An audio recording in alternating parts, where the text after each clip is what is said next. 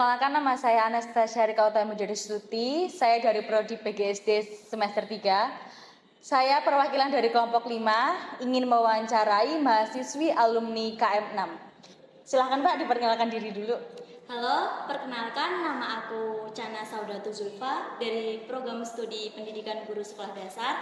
Sekarang aku semester 5, aku adalah alumni Kampus Mengajar Angkatan 6. Ya, oke. Oke, sebelumnya Mbak Chana itu kampus mengajar di SD, SMP atau SMA, Mbak? Kebetulan kalau aku sendiri kan kita sama-sama anak PGSD. Jadi kalau di kampus mengajar kita juga harus memilihnya SD. Nah, kalau aku kan aslinya Pacitan, cuman aku memakai dengan identitas domisili di Mojosongo. Jadi aku memilihnya 3 pilihan SD, dan pilihan pertama aku tuh di SD Negeri Nayu Barat 2, dan aku ditempatin di deket sama kampus sih. Ikut sama kampus. Iya. Oke. Langsung cerita aja nih, Mbak. Ada pengalaman apa toh yang berkesan? Kalau di kampus mengajar sendiri pengalamannya menyeluruh ya. Kalau kita sebagai salah satu mahasiswi ataupun mahasiswa kampus mengajar, kita akan mendapatkan beberapa include yang dominan itu kita pasti mendapatkan biaya per semester ya, atau biaya per bulan. Itu biaya per bulan dari Kemendikbud atau dari kampus mengajar itu mengeluarkan 1.200.000. 1.200.000. Nah, itu dibayarkan 2 kali termin. Termin pertama 2.400.000, termin terakhir, termin kedua itu 2.400.000. Jadi total pemerolehan kita ada 4.400.000. 4.400.000. Kalau untuk pengalaman sama anak-anaknya gitu, anak didiknya gitu? Oh ya, kalau untuk anak didik di SD Negeri Nayu Barat 2, kalau kita kan ada 5 orang nih. Kebetulan tim aku tuh dari kampusnya berbagai. Ada dari Unisri 1, terus dari UNS 1, terus dari USB juga 1, UMS juga 1. Nah, kita berlima ini juga dari berbagai bidang prodi. Yang pertama itu kalau dari UNS, itu temen aku namanya Ulia, dia dari program studinya matematika. Terus dari Unisri, temen aku cowok itu namanya Tama, dari program informatika, jadi ke pendidikan juga. Untuk yang satunya ada dari USB, dia menyimpang dari pendidikan, dia jurusannya farmasi. Terus yang terakhir itu juga dari anak pendidikan, cuman dia mengambilnya jurusan agama. Untuk keseharian kita di SD Negeri Nayu Barat 2 itu sangat seru banget, karena sebelum kita masuk ke sana, dalam literasi numerasinya itu sudah dalam tingkat membaik, yang dimana kayak udah ada pojok baca, terus udah ada jadwal literasi 15 menit. Cuman dari kelompok kami menambahkan beberapa program kerja yang bisa menambahkan literasi sama numerasi anak tersebut bisa menjadi lebih baik. Terus keseruannya juga, kalau di tim kami itu kan dibagi berbagai kelompok nih. Dalam mengajar kelasnya. Kalau khusus untuk aku sendiri itu ngajar di kelas 1, kelas 2 sama kelas 5. Dan itu banyak banget spesies macam siswanya sih. Ini mau disepil atau mau diceritain? Boleh. Di SD Mbak Chana itu ada nggak sih Mbak yang siswanya itu belum bisa membaca gitu? Kebetulan kalau di SD Negeri Nayu Barat 2 itu adalah salah satu sekolah penerima siswa inklusi. Jadi kayak dari kelas 1 itu banyak banget yang nggak bisa baca. Terus ada juga yang kayak buta warna.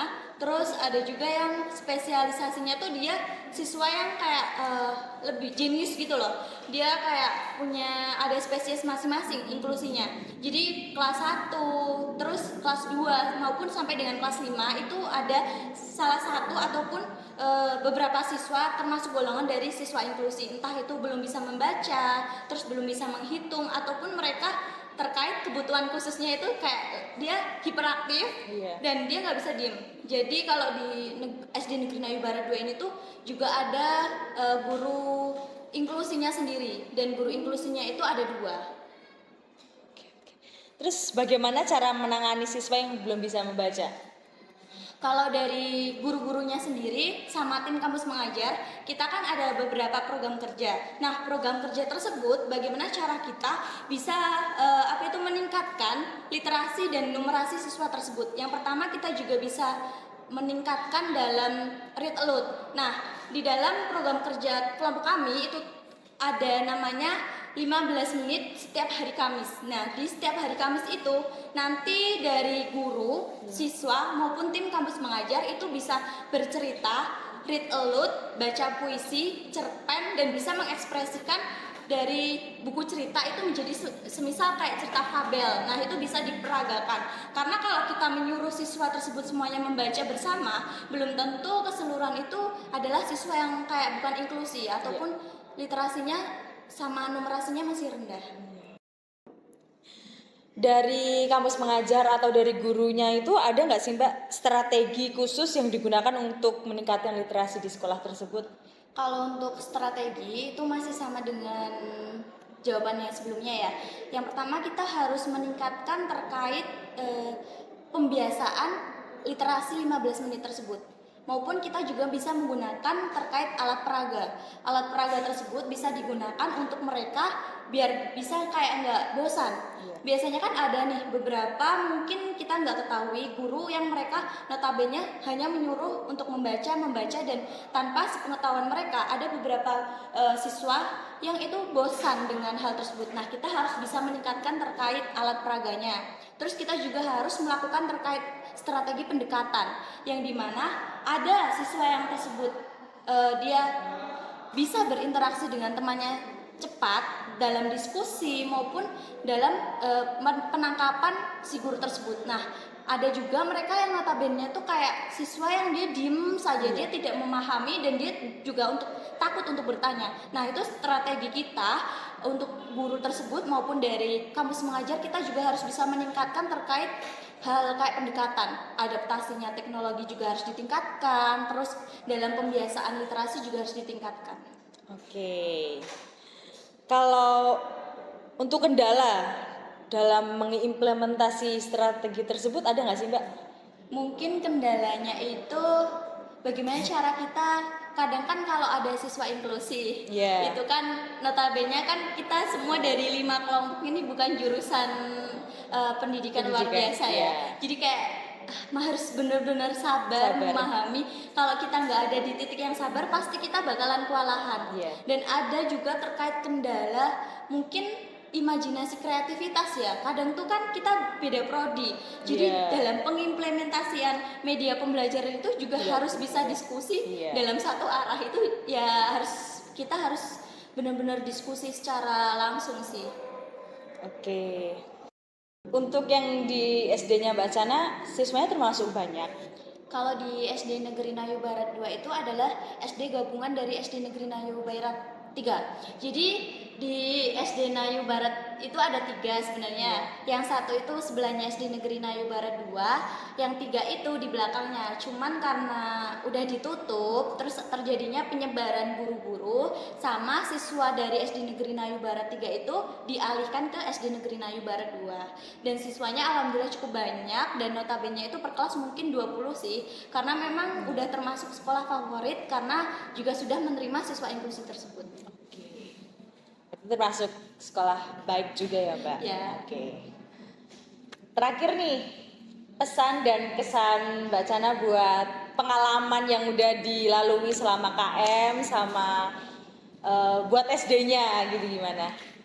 Kalau kesannya carilah kayak apa itu namanya, pengalaman apapun itu kayak sangat indah karena kampus mengajar itu mengajarkan kita dari berbagai hal, dari kedisiplinan, terus kita juga bisa berinteraksi secara sosial langsung dengan masyarakat. Jadi kalau di kampus kan kita temen sama temen. Nah, kalau di kampus mengajarkan kita bisa interaksi sama guru, masyarakat, siswa dan teman-teman dari kampus mengajar yang lainnya. Nah, kalau pesannya tetap semangat, cari pengalaman yang lebih banyak, jangan takut untuk berpetualangan di luar karena memang petualangan itu sangat asik sekali sih. Oke. Mbak, boleh dong kasih semangat buat mahasiswa-mahasiswa lain yang mau mendaftar KM? Buat teman-teman mahasiswa kampus mengajar calon angkatan 7, semangat dan jangan takut untuk misalnya nggak diterima, sebuah perjuangan pasti akan membuahkan hasil. Tetap semangat dan optimis jika kalian sudah lolos. takjubkan kalau UTP bisa. Terima kasih Mbak waktunya. Oke, sama-sama.